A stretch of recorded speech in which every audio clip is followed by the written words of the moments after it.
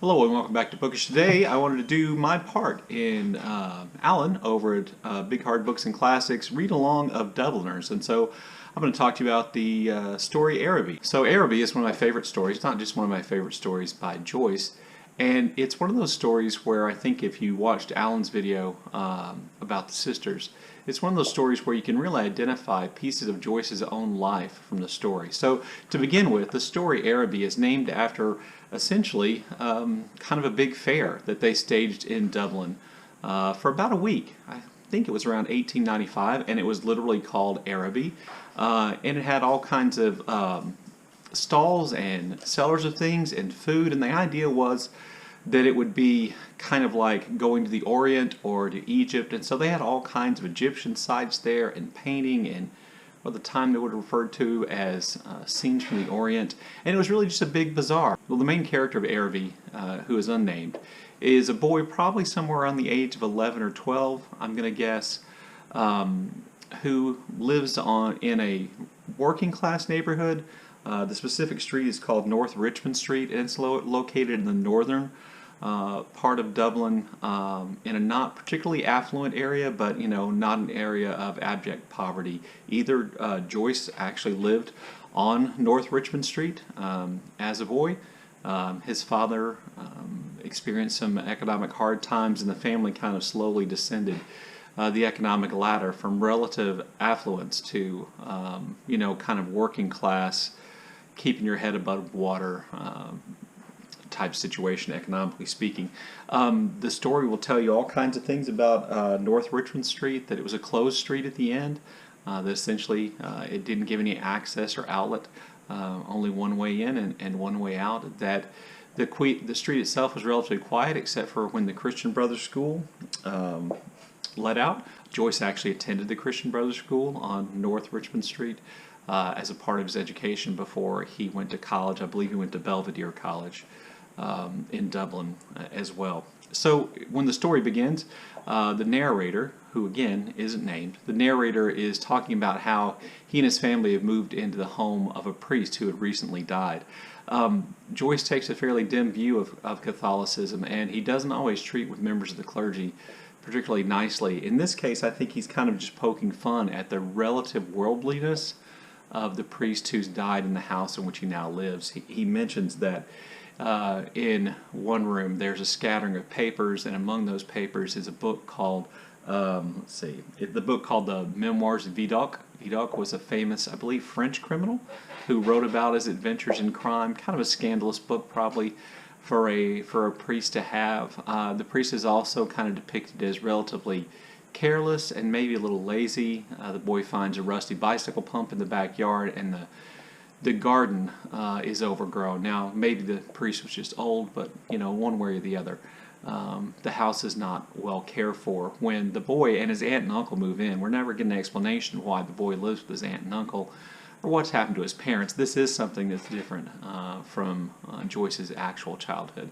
But essentially then, we follow the story of this young man, this boy kind of on the edge of adolescence, and his first kind of adventure of falling in love. And it's a fairly, to me, and this I think is what appeals to me so much, is the story just feels so real to me, and it seems like such a piece out of like everyday life and such a common experience. But before I get into the story itself, I do just want to give you a sample of Joyce's writing. Joyce is famous for writing Ulysses and Finnegan's Wake, texts that have, I think people who maybe haven't read them or who have read them think of them as being a relatively impenetrable text. And I just want to give you some idea of, how good and clear Joyce's prose could be. So just reading one of the first paragraphs in the story Araby. The cold air stung us, and we played till our bodies glowed. Our shouts echoed in the silent street.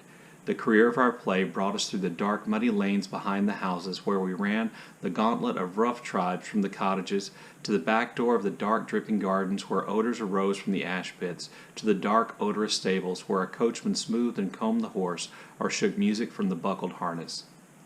So I just really think that that's beautiful. And it's not something that I think we associate with Joyce, this ability to write clear, beautiful evocative prose, which really puts you in the scene and in the moment. So notice though that in this paragraph I read you, he's talking about the boys playing, and this then leads you to understand that the boy involved in the story is not really an adolescent yet. He's still just out running around the alleys and the streets playing, but he clearly also then has a crush on one of his friend's sisters. She was waiting for us, her figure defined by the light from the half-open door. Her brother always teased her before he obeyed, and I stood by the railings looking at her. Her dress swung as she moved her body, and the soft rope of her hair tossed from side to side. That's I'm not sure that's the kind of observation that a boy of 12 or 13 would make, but it's the kind of observation that a grown man might have a memory of from his childhood, from this time period in which he was a young boy. Well, obviously, then the main character in the story has fallen in love with his friend Mangan's sister. He watches her closely, and he tries to put himself in places where she's going to be. He's far too shy to speak to her, but he wants to be where she is as often as he possibly can. So he watches out the window every morning until she leaves for school, and then he runs out behind her so he can kind of follow her and then pass her, giving himself or maybe her a chance to speak to him. He thinks about her all the time. He thinks about her when he's out shopping with his aunt, and in all kinds of moments which Joyce describes as being kind of unromantic. And then finally, he gets his chance to talk to her because she speaks to him. At last she spoke to me. When she addressed the first words to me, I was so confused that I did not know what to answer. She asked me, was I going to Araby? I forget whether I answered yes or no. It would be a splendid bazaar, she said. She would love to go. And why can't you? I asked. While she spoke, she turned a silver bracelet round and round her wrist. She could not go, she said, because there would be a retreat that week in her convent. Her brother and two other boys were fighting for their caps, and I was alone at the railings. She held one of the spikes, bowing her head toward me. The light from the lamp opposite our door caught the white curve of her neck, lit up her hair that rested there, and falling, lit up the hand upon the railing. It fell over one side of her dress and caught the white border of a petticoat just visible as she stood at ease.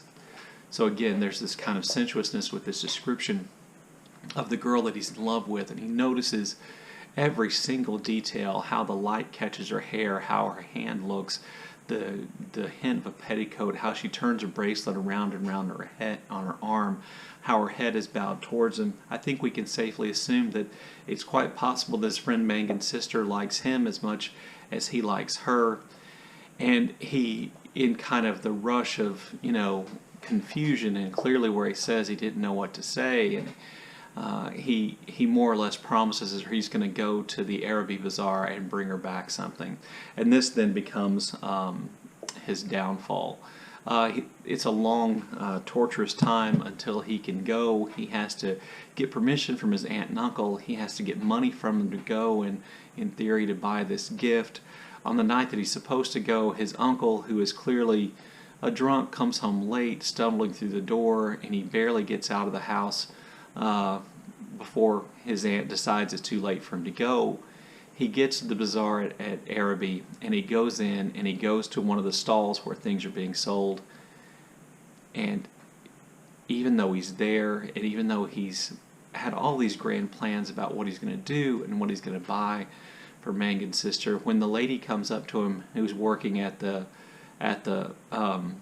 stall to ask him if he wants to buy anything, he says no, and he just can't do it. There's something about the woman, something about the men she was talking to, throws him off, and he leaves without buying anything for the girl he loves. And at the end, he is angry at his impotence, at his cowardice, at his inability to follow through. And essentially, I think what Joyce is saying is that he's angry at the fact that he's not a man yet, that he's not confident enough to have done what he said he was going to do, that he still has some of those aspects of being a boy.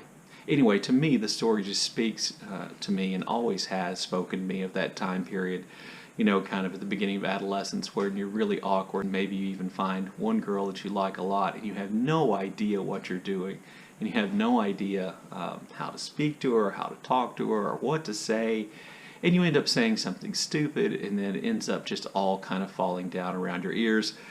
That is, if you're a guy like me, that's the kind of thing that happens. Anyway, that's my take on the story Araby. Let me know what you think in the comment section, and thanks for watching.